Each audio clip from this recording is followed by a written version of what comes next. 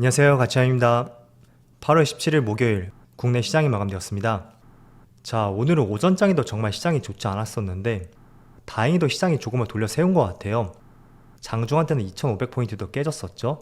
그런데 다시 회복해 주었고 오늘은 0.2% 하락이 있었습니다. 그리고 코스닥은 오늘 코스닥은 에코프로 그룹주가 힘을 냈었고 결국에는 0.88% 상승이 나왔었네요. 자, 그리고 코스피 상위 종목들을 보면 오늘은 모처럼 시장이 조금은 반등을 했잖아요. 물론 코스피는 파란불이 들어왔지만 그래도 저점 대비 반등이 나왔습니다. 그래서 이런 시장 같은 경우에는 그동안에 많이 빠졌던 종목들, 오히려 그런 종목들의 상승이 나오기 마련입니다. 그래서 최근에 약세 흐름이 나왔었던 2차원지 관련주들, 이쪽에서 오늘 좋은 흐름이 나왔었고요. 그리고 코스닥도 마찬가지로 에코프로 그룹주하고 또 2차원지 소재 기업들, LNF라든지 첨보, 최근에 많이 빠졌었죠. 이런 종목들의 강세 흐름이 나왔습니다.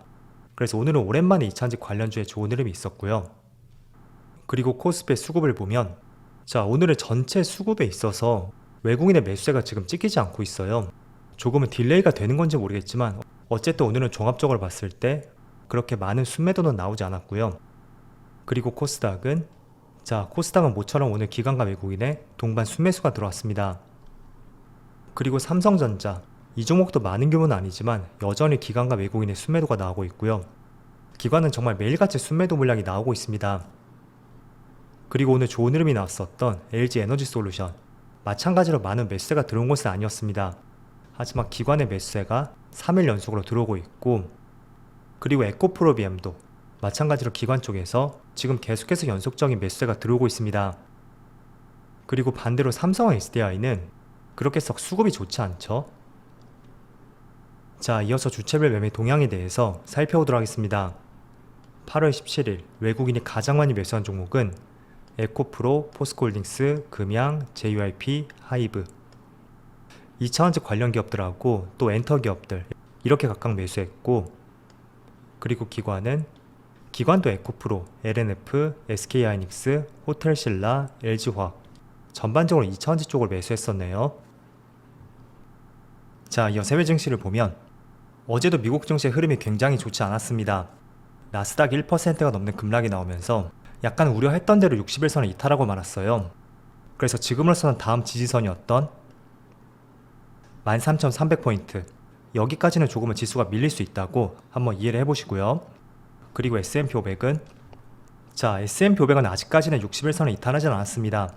어제 살짝 걸친 모습이 나왔던 만큼 오늘 어떤 흐름이 나오는지 굉장히 중요한 시점이라고 생각이 되고요. 다우지수도 0.5% 하락이 나왔죠. 그리고 반도체 지수는 그동안 조금은 선방을 했었거든요. 이틀 동안에 그래도 상승폭이 컸던 만큼 그나마 조금 나았다고 생각이 되었다면 어제는 또 2% 급락이 나오면서 S&P 500 나스닥과 마찬가지로 비슷한 흐름이 나오는 것 같습니다. 그래서 이것도 N자형 패턴이 나올 가능성이 있으니까 조금 더 밀릴 가능성에 대해서 열어두는 것을 권장해 드리겠고요. 그리고 추가적으로 아시아 증시를 보면 니케이는 그래도 0.3% 하락이 나오고 있습니다.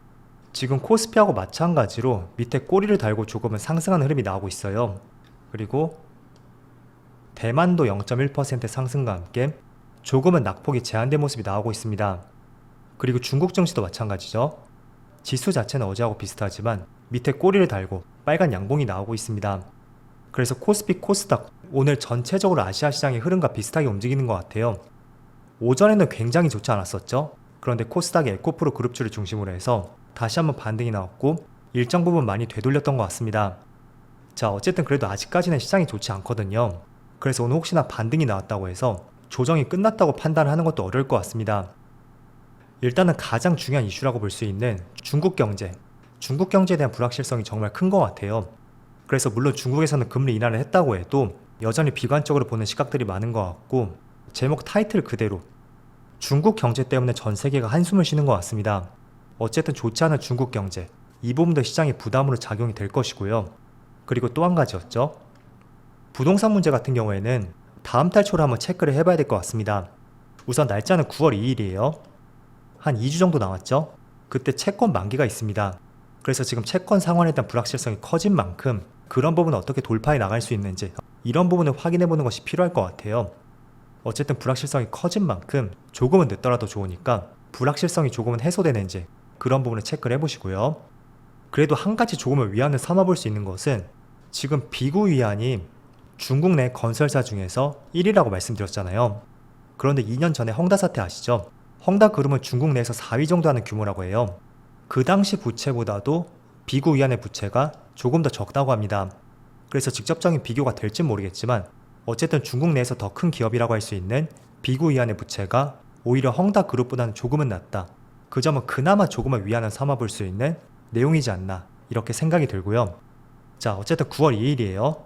한번 2주 뒤의 상황을 체크해 보시고요. 자, 그리고 어제는 미국의 8월 FOMC 의사록 공개가 있었습니다.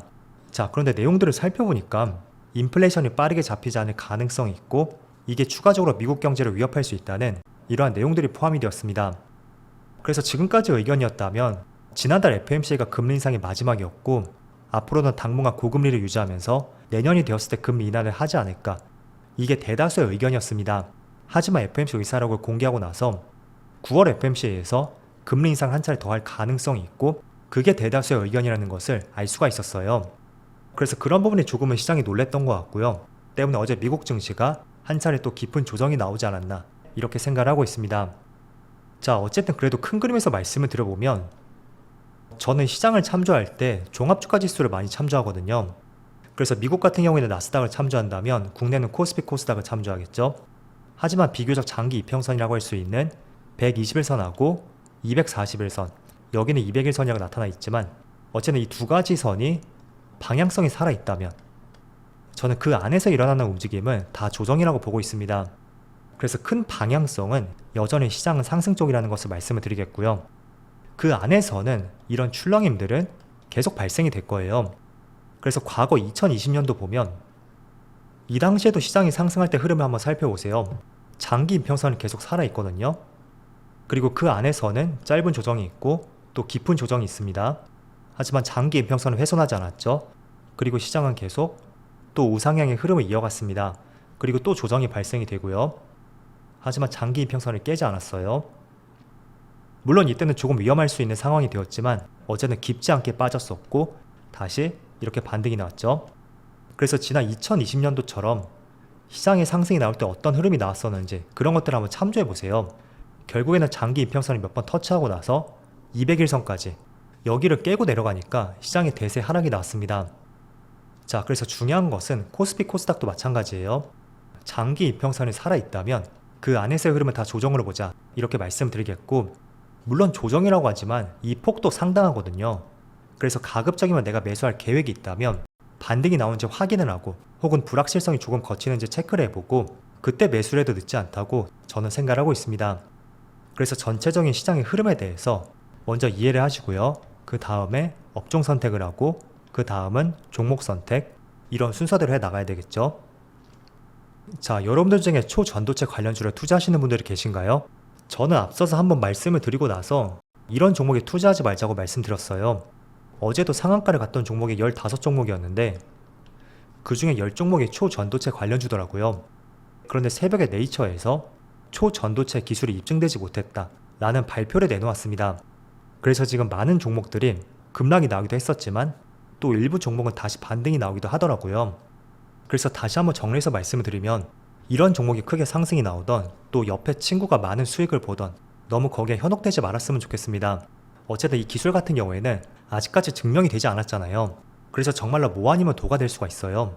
때문에 어제 상한가를 무더기로 갔다고 해도 오늘 오전장에 10% 이상의 개파락으로 출발한 종목이 상당히 많았습니다. 그래서 변동성이 극한으로 열려있는 만큼 이런 종목은 절대 매수하지 마시고요. 옆에서 수익이 났다고 해도 전혀 불화할 필요가 없어요. 거기에서 발생된 수익은 온전히 운으로 발생이 된 것이고, 또 이러한 내용 같은 경우에도 국내 시장이 종료되고 나서 미국과 유럽은 밤에 시장이 열리잖아요. 그래서 그런 시간차를 보더라도 충분히 국내 시장이 종료되고 나서 어떤 불확실한 재료가 나올 가능성이 높은 기술 중에 하나라고 보고 있습니다. 그래서 앞으로도 언급을 자제하겠지만 이런 종목들은 투자하지 말자고 말씀드리겠고요. 자, 항상 투자를 할 때 실적이 찍히는지 그런 부분 체크를 해보시면서 늘 이런 종목 위주로 우리는 투자를 하자 라고 강조해서 말씀을 드릴게요. 그리고 오늘은 오랜만에 에코프로 그룹주를 중심으로 해서 2차전지 관련주가 반등이 나오고 있습니다.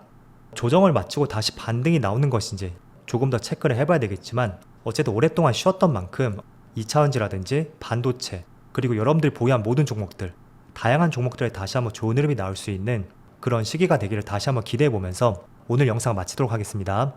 자, 그럼 더운 날씨에도 정말 수고 많으셨고요. 저는 내일 영상에서 다시 찾아뵙도록 하겠습니다. 감사합니다.